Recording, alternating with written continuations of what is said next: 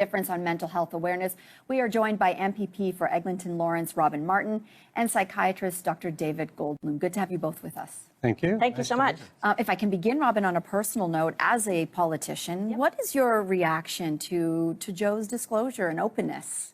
Well, I think it's wonderful that he had the courage to talk about it. It's sometimes difficult to talk. And I think what he said really rings true, that being a human being entails being vulnerable, really. Like, it's part of the human condition. And we all have weaknesses, and we shouldn't be afraid to say, you know, I've got some strengths, I've got some weaknesses. This is something that is a challenge for me that I'm struggling with. And I think with mental health issues, they've really touched everybody in one way or another. I have a child who struggles with social anxiety. I had a father who had dementia. We've all dealt with these issues in one way or another, and I think it's important that we share the stories, because the stories are so powerful, and they help us all realize that it's just part of being a human being, frankly, to have challenges. And sometimes we need help to overcome those challenges. Often, you know, a friend can help a lot. Sometimes we need more help than that. We need a professional like David.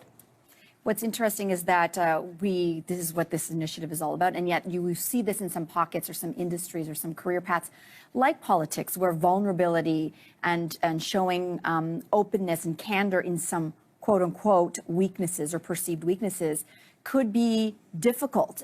Doctor, if I can ask you, will this help? How does this help when people in these particular jobs have that openness and vulnerability to share these stories? What impact does that have? Well, first of all, like all well-known people, we think we know famous people, whether it's a hockey player or a politician, even though we've never met them.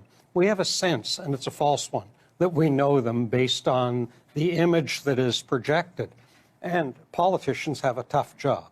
They're out all the time. They're in front of the public all of the time.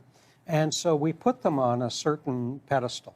And as Robin said, this brings out the humanity that's inherent in every single person in every walk of life. The idea that politicians would suffer from mental illness is not new. Abraham Lincoln, when he got depressed, he wrote to a friend, "I am the most miserable man living.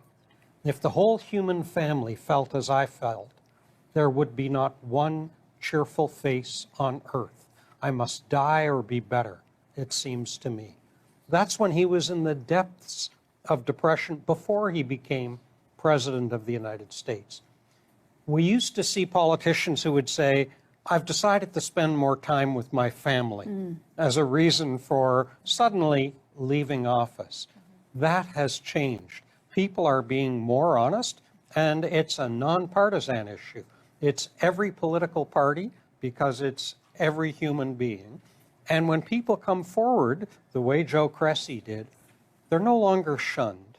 They're appropriately celebrated, and it has a permissive effect for the rest of us to allow us to acknowledge this all too common human experience. If you could hang